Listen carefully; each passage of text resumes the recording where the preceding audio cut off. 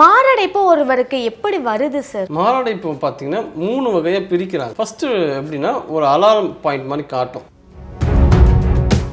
ஆனா ஓய்வு எடுத்தா சரியாயிடும். அதுதான் வந்து ஃபர்ஸ்ட் அலாரம். அது பேரு ஆஞ்சினா பெக்டோரிஸ்னு வாங்க, அந்த நெஞ்சு வலியை. அது வந்து மாரடைப்பு வந்ததுக்கான அறிகுறி தான். ஃபர்ஸ்ட் 2 ஸ்டேஜ் வராமலே இறக்குற அளவுக்கு வலி வரதுக்கான வாய்ப்புகள் இருக்கா சார்? கண்டிப்பாமா. எதுலனா டயபிட்டிஸ் பேஷண்ட்டுக்கு அந்த மாதிரி இருக்கும். அது சைலண்டா ஹார்ட் அட்டாக் வரும்.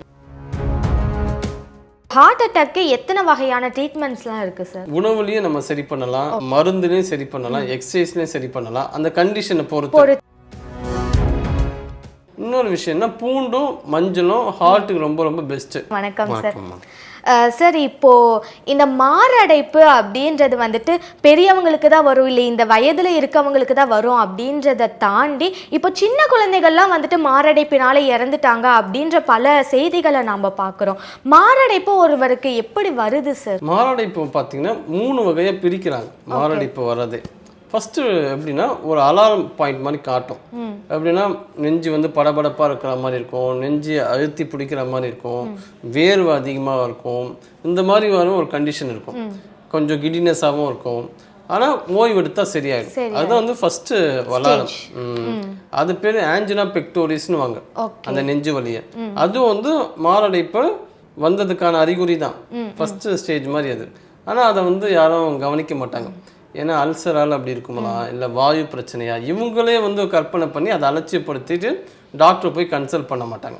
இப்போ 2வது வகை எப்படின்னா கார்டியாக் அரெஸ்ட் மாதிரி வந்துடும். வந்து என்னன்னா லெஃப்ட் ஹேண்டை வந்து தூக்க முடியாது. ஆமாம். அதே போல் பெயின் வந்து ரேடியேட் ஆகும். ரேடியேட் ஆகி கை ஃபுல்லாக பரவி தாடை அப்படி இறுக்கி பிடிக்கிற மாதிரி பெயின் இருக்கும்.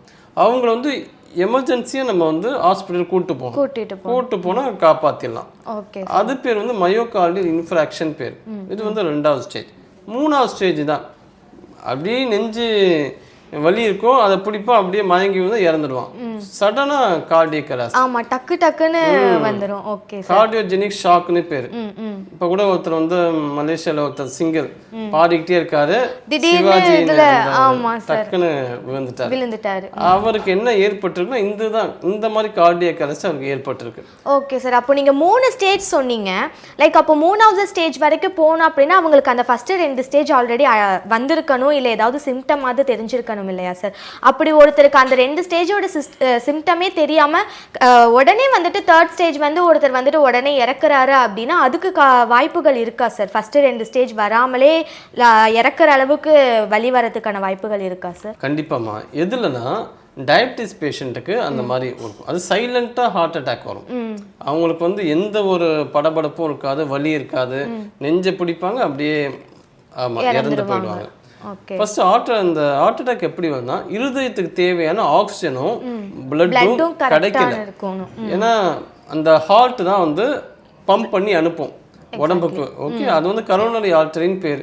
ஹார்ட்ல இருக்கிற அந்த ஆர்டரி பேரு. அந்த ஆர்டரியில வந்து ஏதாவது பிளாக் வந்து ஏற்படும், எல்லாத்தையும் இந்த வந்து ஃபேட் டெபாசிட் ஆகி அதிகமாகும். அது அதிகமாகவும் ரத்த ஓட்டம் வந்து அந்த ஹார்ட்டுக்கு சரியா கிடைக்காது. அப்போ ரத்தத்துக்கு ஹார்ட் கிடைக்காத போது அது ஒரு நிக்கிறது தான் ஹார்ட் அட்டாக். அதுதான் மாரடைப்பு. Okay sir. இப்போ நீங்க வந்துட்டு 3 ஸ்டேஜ் ஆஃப் ஹார்ட் அட்டாக் இருக்கு அப்படின்னு சொல்லியிருந்தீங்க. அப்போ ஒவ்வொரு ஸ்டேஜுக்கும் இந்த ட்ரீட்மெண்ட்ஸும் வந்துட்டு வேற மாதிரி தான் இருக்கும். ஸோ ஹார்ட் அட்டாக்கு எத்தனை வகையான ட்ரீட்மெண்ட்ஸ்லாம் இருக்கு சார்? இது பார்த்தீங்கன்னா நம்ம வந்து உணவுலயும் நம்ம சரி பண்ணலாம், மருந்துலையும் சரி பண்ணலாம், எக்ஸசைஸ்லையும் சரி பண்ணலாம், அந்த கண்டிஷனை பொறுத்து இருக்கு. எந்த அளவுக்கு அடைப்பு ஏற்பட்டிருக்குன்னு பார்த்து அதுக்கேற்ற மாதிரி நம்ம செய்யறது ரொம்ப சரி பண்ணலாம்.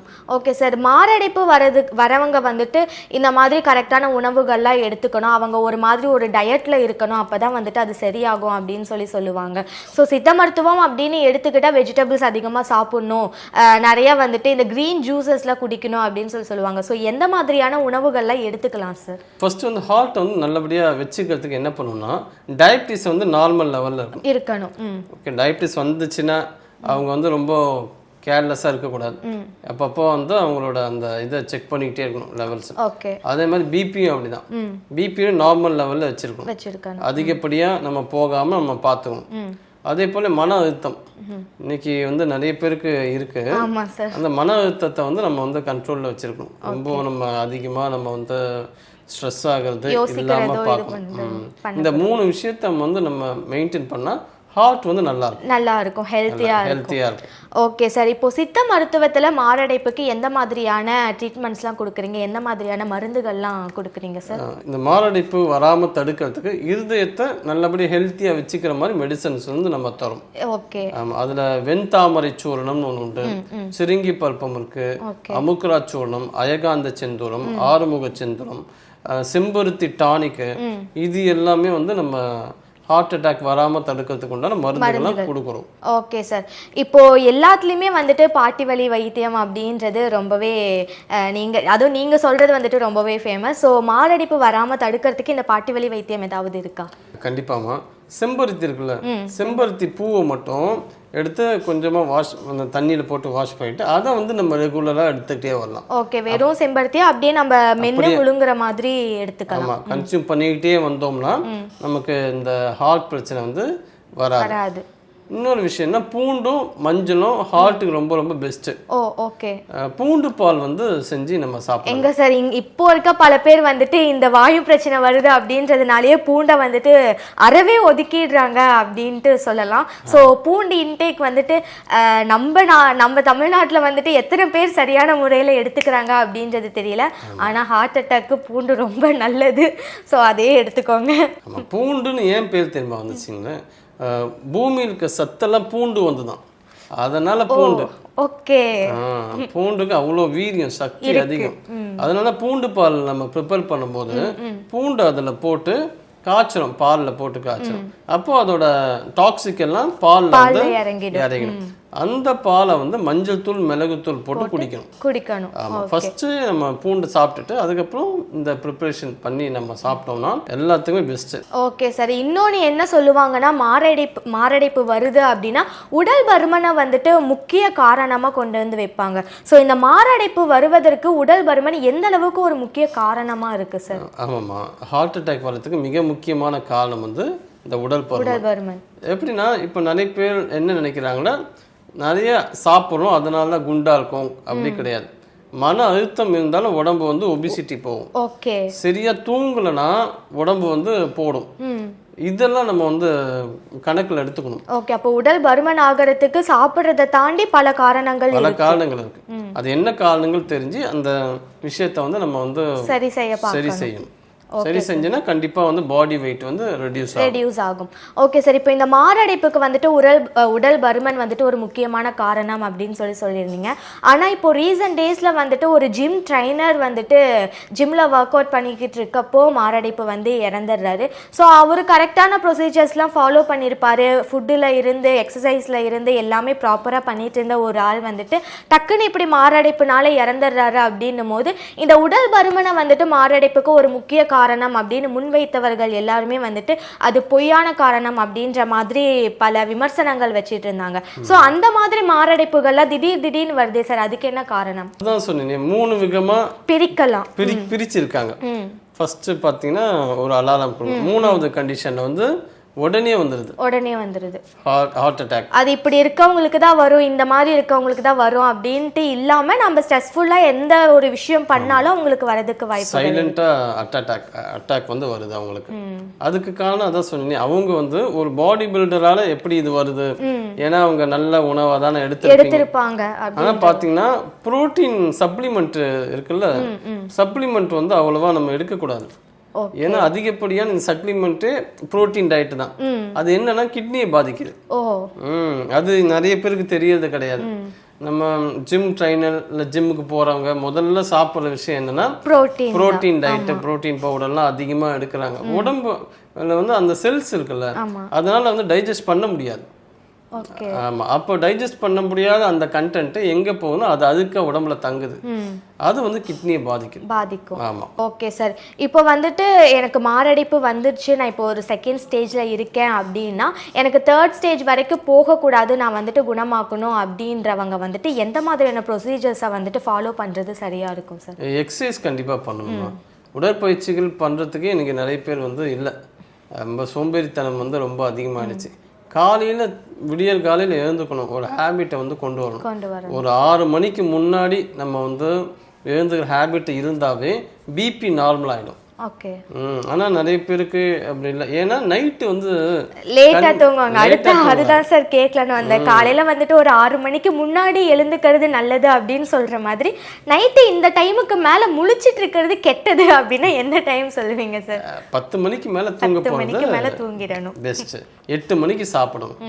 இந்த ஒரு மெத்தடை வந்து ஃபாலோ பண்ணணும். ஆமா. Okay sir. இப்போ நீங்க சொன்ன மெத்தடை ஃபாலோ பண்ணா மாரடைப்பு தாண்டி பல பிரச்சனைகளை வந்துட்டு நம்ம தவிர்க்கலாம் அப்படின்னு நினைக்கிறேன் சார். இப்போ மாரடைப்புக்கு வந்துட்டு ஏதாவது முத்திரைகள் இருக்கா சார்? கண்டிப்பாமா. ஃபர்ஸ்ட் எய்டு முத்திரைன்னு உண்டு. அதாவது மாரடைப்பு வருது அப்போ அவங்க வந்து இந்த முத்திரை பண்ணணும். இதுதான் முத்திரையோட இது. இது வந்து அபான வாயு முத்திரைன்னு பேர். இது அதாவது இந்த ஆள்காட்டி விரல் கட்டை விரலோட அடிப்பகுதியை வந்து டச் பண்ணும். மற்ற 2 விரலும் கட்டை விரல் நுனி பகுதியை டச் பண்ணும். இதுதான் வந்து அபான வாயு முத்திரை. 2 கையிலையும் பண்ணணும். ஆமா. ஃபர்ஸ்ட் எய்டு இது. ஹார்ட் அட்டாக் வராம தடுக்கும். ஹார்ட் அட்டாக் வந்தவங்களும் இது பண்ணும்போது அந்த தீவிரம் வந்து குறைய ஆரம்பிக்கும். சார் இப்போ படங்கள்லாம் காட்டுவாங்க, மாரடைப்பு வந்தால் உடனே வந்துட்டு ஒரு சிசரோ இல்லை ஏதாவது ஒரு ஷார்ப்பான இன்ஸ்ட்ருமெண்ட்டோ எடுத்து டக்குன்னு நெஞ்சை கிழிச்சு அங்கே வந்து பம்ப் பண்ணால் வந்துட்டு அந்த மாரடைப்பு சரியாகிடும் அப்படின்ற மாதிரி பல படங்களில் வந்துட்டு காட்டுவாங்க. ஆக்சுவலாக அது உண்மையா சார்? அது ஒர்க் அவுட் ஆகுமா? கண்டிப்பாக. அது வந்து ஒரு ஃபர்ஸ்ட் எய்டு மெத்தட். அது வந்து கரெக்டாக அந்த ஹார்ட் பம்பிங் இருக்குல்ல, அந்த பம்பிங்கை வந்து ஸ்டிமுலேட் பண்ணுறதுக்கு அந்த இடத்துல போட்டு நிறைய ப்ரெஷர் கொடுப்பாங்க. நம்ம எமர்ஜென்சியில் இது கண்டிப்பாக செய்வாங்க. அப்படி செய்யும் போது அந்த பம்பிங் வந்து அதை ஸ்டிமுலேட் ஆகி நார்மலுக்கு வரதுக்கு நிறைய வாய்ப்புகள் இருக்கு. 3rd ஸ்டேஜ்ல இருந்தா கூட அந்த ஒரு ஸ்டிமுலேஷனால அவங்க நார்மலா ஆகிறதுக்கு வாய்ப்புகள் இருக்கு. Okay sir. நம்ம மாரடைப்புக்கு வந்துட்டு மெயினா வந்துட்டு ஹார்ட் சரியா இருக்கணும், அதுல ஏதாவது பிரச்சனை ஆயிடுச்சுன்னா மாரடைப்பு வரதுக்கு வாய்ப்புகள் இருக்கு அப்படின்னு சொன்னீங்க. நம்ம ஹார்ட்டை வந்துட்டு கரெக்டா வச்சுக்கணும், இந்த மாதிரி பிரச்சனைகள்ல இருந்து தவிர்த்தரலாம் அப்படின்னா எப்படிலாம் வச்சுக்கலாம் சார்? உணவுல வந்து நம்ம என்னன்னா அதிகமா ஆயில் ஃபுட் வந்து எடுத்துக்க கூடாது. ஆனா ஆலிவ் ஆயில் சமைச்சது நம்ம சாப்பிடலாம். ஆல்டர்னேட்டிவா வந்துட்டு ஆலிவ் ஆயில் வந்து எடுத்துக்கலாம். அது ரொம்ப ரொம்ப இதயத்துக்கு ரொம்ப நல்லது. வேற என்ன எடுத்துக்கலாம்னா நம்ம வந்து ஜீரக தண்ணி வந்து குடிக்கலாம். அதுவும் வந்து ரொம்ப பெஸ்டா வேலை செய்யும். அருகம்புல் சாறு டெய்லி சாப்பிடணும். அருகம்புல் சாப்பிடல அப்போ எங்களுக்கு பண்ண முடியல, வீட் கிராஸ் பவுடர் இருக்கு. வீட் கிராஸ் பவுடர். ஓகே. அதே பவுடர் பண்ணி வச்சிருந்துப்பாங்க. ஆமா. அருகம்புல் வேற, வீட் கிராஸ் வேற. ஓ ஓகே ஓகே. வேற. ஓகே. ஆமா. வீட் கோதுமை புல் இருக்குல்ல, அதை வந்து பவுடர் பண்ணி அவைலபிளா இருக்கு. அதை வந்து 1 டீஸ்பூன் எடுத்து தண்ணியில குடிச்சு அது சாப்பிடலாம். ஈஸியான கன்செப்ஷன். அது எடுத்துக்கலாம். அப்புறம் டெய்லி ஒரு கேரட் சாப்பிடலாம். நெல்லிக்காய் வந்து சாப்பிடணும். ஏன்னா நெல்லிக்காயில இருந்து 6 சுவையும் இருக்கும். உடம்புல வந்து 6 சுவையும் இருந்தாவே உடம்பு வந்து ஆரோக்கியமா இருக்கும். அதுல நமக்கு கிடைச்சிருக்கிறது நெல்லிக்கனி தான். அதை வந்து டெய்லி கன்செப்ட் பண்ணாலே இதயம் வந்து நல்லா இருக்கும். Okay sir. இவ்வளோ நேரம் வந்துட்டு இதயத்தை எந்த அளவுக்கு சரியாக வச்சுக்கணும், உணவுகள் எந்த மாதிரி எடுத்துக்கணும், அண்ட் மாரடைப்பு வந்தால் எந்த மாதிரியான ப்ரொசீஜர்ஸ்லாம் இருக்குது, ஸோ யாரை அணுகணும் அப்படின்ற மாதிரி பல தகவல்களை எங்களோட பரிமாறி கொண்டிருக்கிறீர்கள். ரொம்ப நன்றி சார்.